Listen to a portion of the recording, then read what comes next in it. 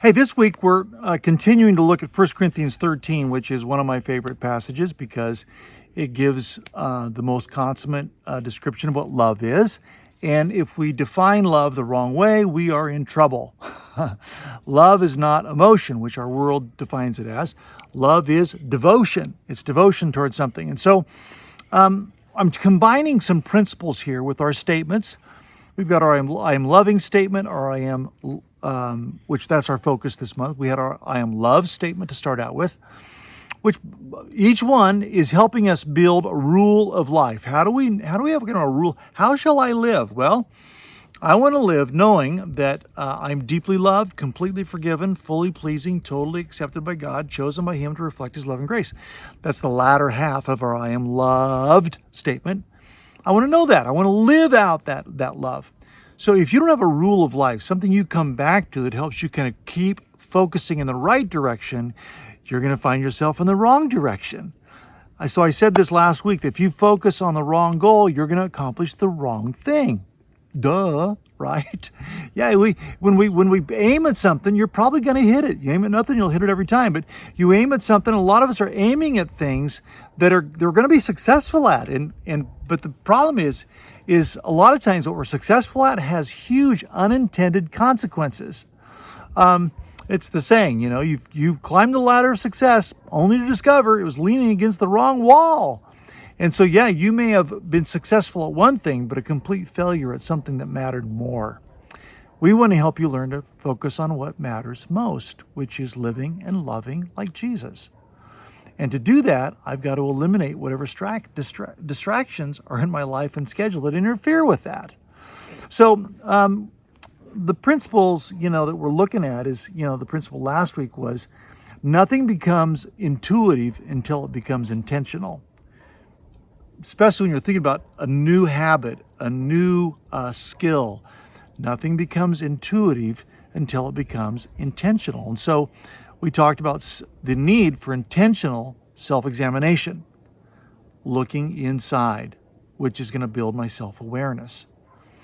We talked about the need for intentional self-discipline, which is the rigor at which I do self-examination requires self-discipline. The third thing we spent most of our time in the sermon on this last week, and we'll continue throughout the rest of this week talking about, is also becoming intentional at seeing the big picture. What's the big picture, you say? The big picture is, am I living and loving like Jesus so others can come to know Jesus? Think about that. Am I living and loving like Jesus so others can come to know Jesus? Jesus said in John chapter 13, 34 and 35, a new command I give you, love one another. As I have loved you, so you must love one another. Here's by your love, all men will know that you are my disciples. What are you saying? You see, when you love well, others can see well where it comes from. They're going to see God. So to do this, this intentionality, this intentional self-examination and self-discipline, think about a couple things Jesus said from the mouth of Jesus. The student who is fully trained will be like his teacher. That's Luke 6, verse 20. The student who is fully trained will be like his teacher. That's kind of, why should we train? Because Jesus said you should be trained. In Matthew chapter 11, verse 28 and 29, the Message Bible says it so well. He says, walk with me, work with me, watch how I do it, learn the unforced rhythms of grace. Can you hear the mentee, mentor, student, teacher? I'm walk with me, work with me, watch how I do it, learn the unforced rhythms of grace. Unforced rhythms of grace, intuitive. Learn how to be intuitive in how you live by watching someone who lives well. Soak up Jesus, absorb him. Jesus said in John chapter 8, he said, know that if you know the truth will set you free.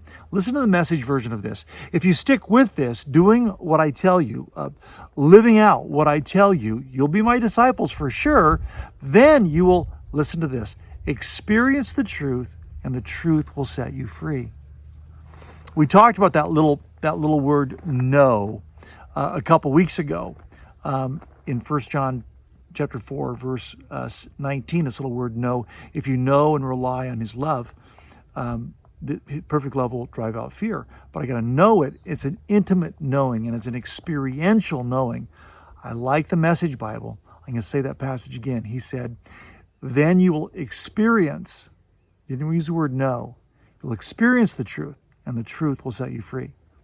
Free from what? Free from distraction. Free from distraction. How is your intentional self-examination going? How is your intentional self-discipline going?